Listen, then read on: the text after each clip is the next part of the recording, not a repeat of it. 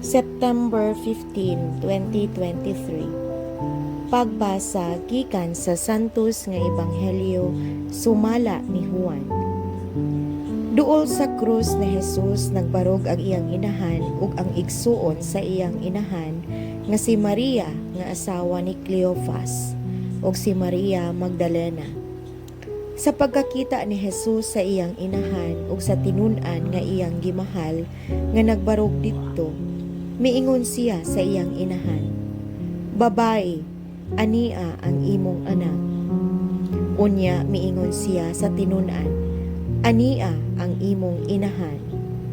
Sukad ni adto gipatipon si Maria pagpuyo sa tinun-an. Ang Ebanghelyo sa Ginoo. Dayon ko ikaw, O Kristo.